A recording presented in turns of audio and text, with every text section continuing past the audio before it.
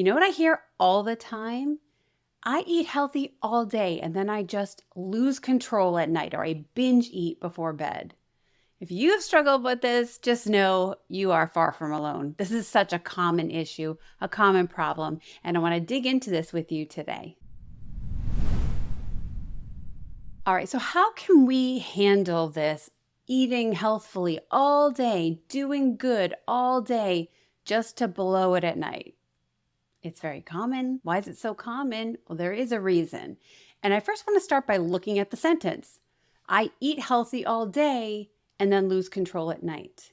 And what I want to point out is that the second part, the losing control, is caused by the first part, the eat healthy all day. But let me explain. I know that sounds crazy. Normally, when people say this to me and we can dig through what their version of eating healthy all day looks like, inevitably, I'm going to find that their version or their understanding of eating healthy is really just following some really restrictive food rules, diet rules, what I can't eat, what I'm allowed to eat, how much I'm allowed to eat, when I'm allowed to eat. And therefore, when night comes, there's that backlash of kind of holding that in all day and maybe depriving yourself. But eating healthy or healthfully, it really requires that you nourish your body with what it fully needs. That's part of being healthy, the nourishment part of health. So eating healthfully or healthy all day usually does not come down to restricting and telling yourself there are all these food rules you have to follow and you cannot eat this, you cannot eat that, and maybe eating less than your hunger signals are asking for throughout the day.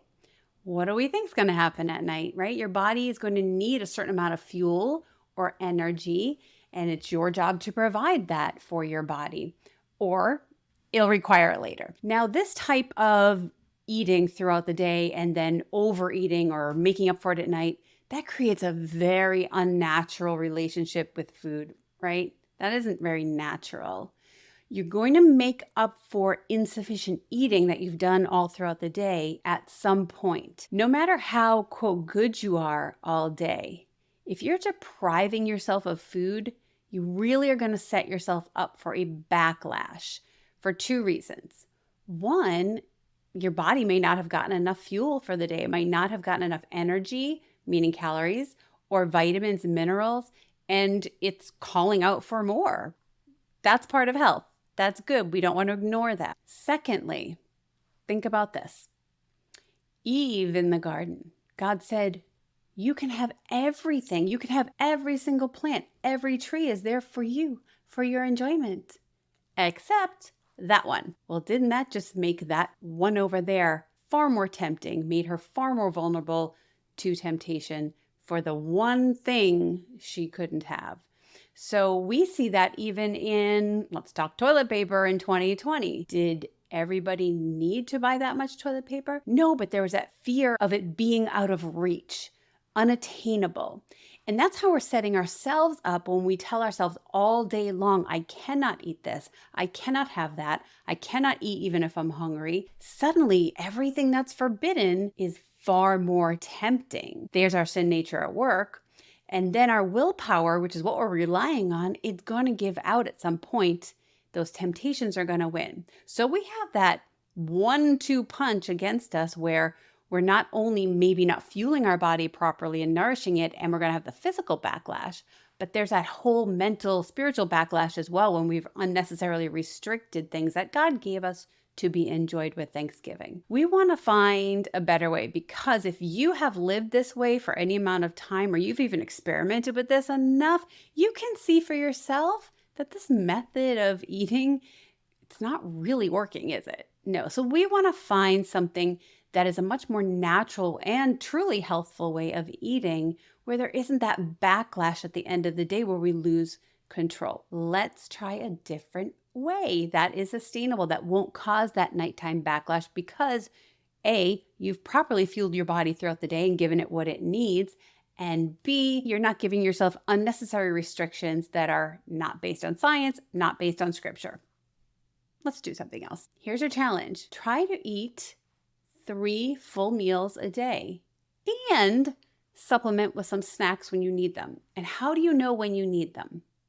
You're going to start listening to your body telling you when it's actually hungry. Try to develop an understanding, maybe a relearning of what those hunger cues are in you.